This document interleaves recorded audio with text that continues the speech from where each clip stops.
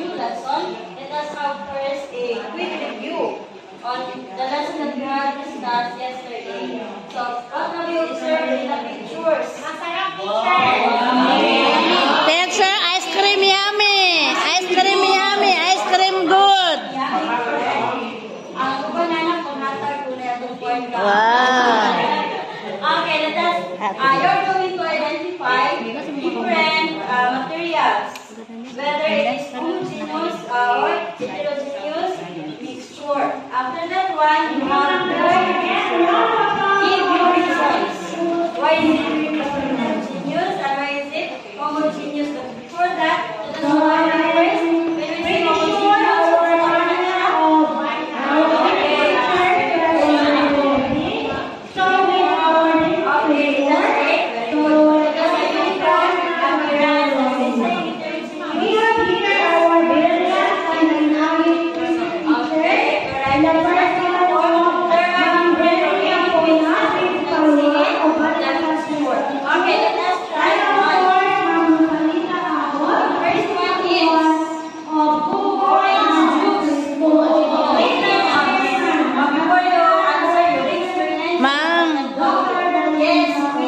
Homogeneous, ma'am. Is it homogeneous? Yes, ma'am. Okay, alright. What's your reason? Then, why is it homogeneous? I think, ma'am, that is homogeneous kay isa raman siya. Kuan. There is only one. One lang iyahang. Only one phase that we can see the mixture. Next, number 2 is, what is this?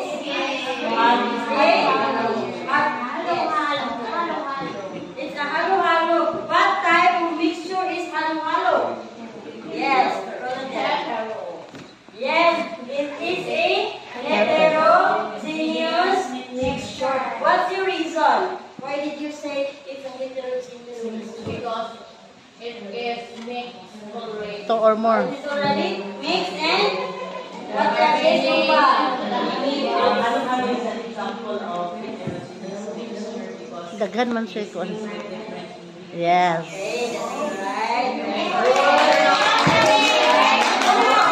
Next, let's have this one. What's this? Ma'am.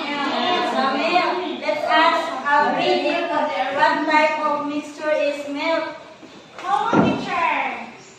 Let's have a Homo teacher, homo. Okay, correct.